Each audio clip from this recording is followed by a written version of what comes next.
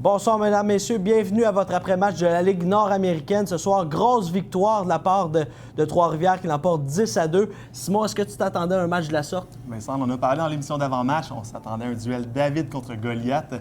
On connaît la légende David qui, faisant face à un adversaire beaucoup plus fort, beaucoup plus rapide que lui, trouve quand même le moyen de remporter son duel. C'est exactement ce qui s'est passé ce soir.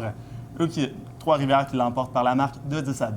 Et puis l'entraîneur Alain Côté de Trois-Rivières qui nous a laissé une petite surprise, là, qui a décidé de nous laisser savoir l'identité de son gardien seulement 5 minutes avant le début de la rencontre. Absolument. On a envoyé Marco Cousineau dans la mêlée.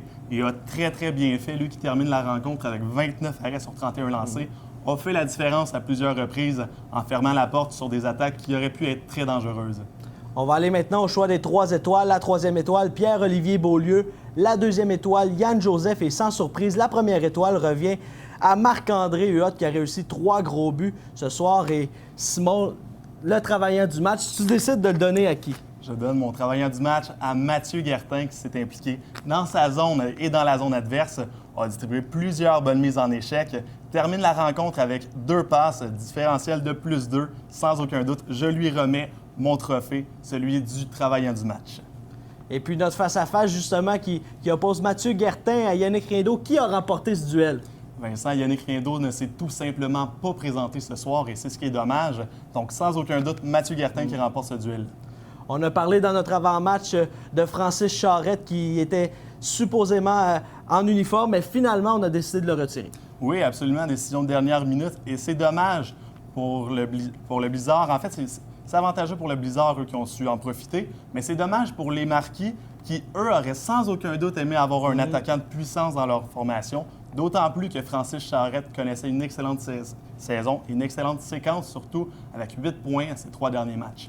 On va aller maintenant à l'analyse complète de ce match. Et puis, Simon, l'avantage numérique qui a été un gros facteur ce soir. Bien, ça, c'est pas compliqué. Ça a été le facteur le plus important. Le Blizzard ont su tirer profit des avantages numériques qui se sont offerts rapidement en début de match. On pris l'avance 4-0. C'est une avance qui a été insurmontable et on connaît le résultat final. Est-ce qu'on peut parler d'une certaine domination à quelque part? Vincent, ça a été une domination à tous les niveaux, que ce soit sur les mises en échec, que ce soit sur les tirs, que ce soit sur la possession de la rondelle. Le Blizzard a dominé de A à Z. Et puis, les séries éliminatoires qui vont s'entamer très bientôt. Et du côté, on a déjà là, Jonquière qui va affronter Laval. Jonquière qui est double champion en titre de la Ligue nord-américaine. Tu t'attends à quoi comme série? Vincent, on dit souvent que la saison régulière et les séries éliminatoires, ce sont 2 saisons complètement différentes.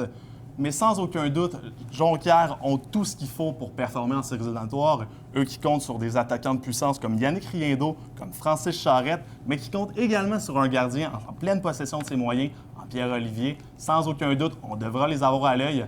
Mais d'un côté, ne pas négliger Laval, qui, eux, pourraient également surprendre. Et quelle équipe on va avoir droit? Est-ce qu'on va avoir droit aux Marquis de Jonquière de ce soir qui perdent 10-2 face à Trois-Rivières, une équipe de mi-peloton, ou bien l'équipe qui est présentement au 2e rang? Évidemment, c'est jamais facile de perdre 10-2, mais comme j'ai dit, les séries éliminatoires, c'est une 2e saison. On devra sans aucun doute se réveiller puisqu'il reste seulement un match à la saison et débuter les séries éliminatoires du bon pied en étant dominants comme ils ont été tout le long de la saison. Du côté de Trois-Rivières, on est toujours dans l'attente de l'identité de notre adversaire. Ce sera soit Rivière-du-Loup ou bien Saint-Georges-de-Beauce. Et on le sait, Hubert Poulain, le numéro 91 de Trois-Rivières, vient de la place. C'est un gars qui est apprécié. La foule va sûrement voter pour lui lors de cette série. Et merci Simon. Et en mon nom personnel, au nom de Simon Daou, on vous remercie et à la semaine prochaine.